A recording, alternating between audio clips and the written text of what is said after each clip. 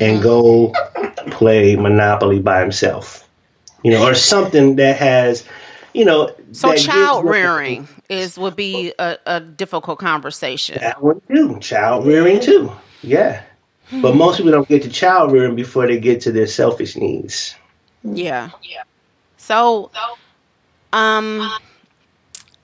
what about the mental health condition? What if you talk to somebody and find out they might need to see somebody? That's deep. Yeah. Before you ghost them. Now, are we talking, okay, because we were just talking about marriage. Are we still talking about... Same thing. If I found out that Andre had a mental health issue... Just finding that out, sis. You know what? He's a little touched, but he's not mental all the way. I tell you guys. He's not 100% mental. I'm sitting right here. My bad. I know listening. But likeness usually attract likeness. Oh, you know what? Oh, you tripping today, dude. And I'll tell anybody I'm a little touched. I'll admit to that.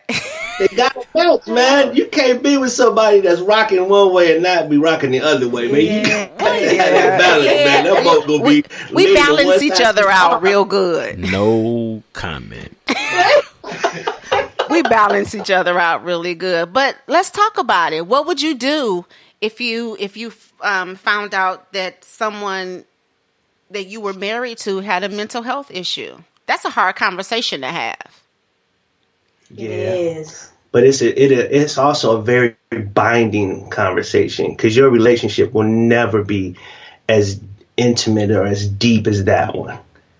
Yeah. Because if you can work with someone, especially if you're the one that identifies it first, and you're able to help that person get some help to get balanced or whatever they need, right? That person will probably be so appreciative and so grateful and so, they gotta feel great that you cared enough, that you're still there. Man, that's a relationship for real. However, it could be painful if the person doesn't know how to handle it. So again, you're back at the maturity level. If a person doesn't see it, this shit crazy, man. She did this. He running his mouth, then it's gonna be hard for that to ever work out. Yeah, it may be also hard if the person dealing with the mental illness is not accepting that that's the problem that they have. Oh, yeah. This it's a difficult conversation. Look, this is going to turn into a part 2, and we're going to pick up the conversation next week. But we're going to take a break, and when we come back, we'll do our final thoughts. Keep it locked. You're listening to The Drip. Yo, what's up? You're listening to The Drip Podcast with Nick, Mar, Free, and O. Keep it locked every Saturday at 10 a.m. Let's go. You're listening to The Drip Podcast. Keep it locked.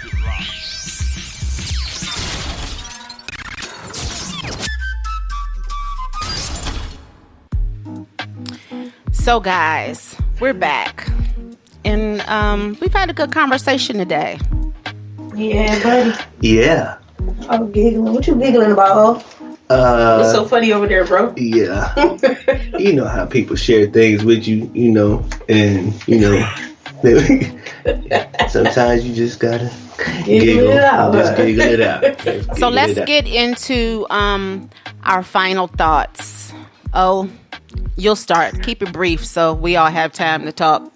In the name of Jesus, I will preach this little here sermon short and sweet. Yeah, don't let your pastor come out. This was one I think that has a lot to do with all of us. And I think if we consider, what ghosting has been for us all, I think it, just gives an insight on who we are and just points out to the need to be ever present or mindful of what we're doing so that we're not, just something that just be mindful of what we're doing. I mean, that's pretty much my statement all the time, but that's it. Free? Bye. My final thoughts. Let's see. If I ghosted you in my early years, I'm sorry.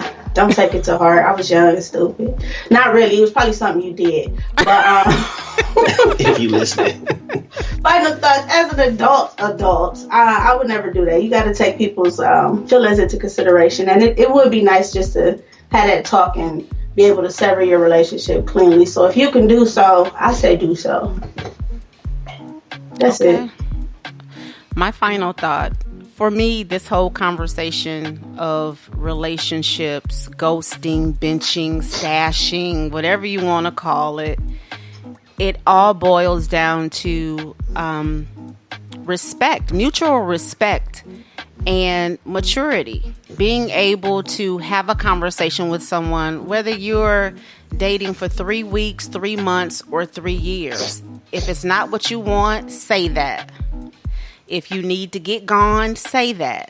If there's a problem that you need to work out, say that. It's about mutual respect in relationships, and that is the problem with society and relationships and marriages. Nobody wants to talk.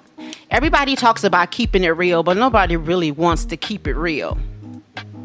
And that's the problem. So those are my final thoughts. We're going to keep this conversation going for next week's show because we didn't get to everything we wanted to talk about on one condition. Next week's show, we're going to talk about love, what love really is, and conditions and boundaries we place in relationships, and if they help grow the relationship or they strangle the relationship. But that's going to do it for The Drip. I thank you guys for tuning in. If you want to connect with us on IG at The Drip Podcast 19, on Facebook at The Drip PCast, and on Twitter at The Drip _NM. And as please listen to the show, share, like, follow. We're going live every Saturday at 10 a.m. on Spreaker.com. Those of you who have signed on to Spreaker, we thank you for listening. We thank you for tuning in. As always, be good to you, be good to others, and infuse love in everything you do. Peace. We're out.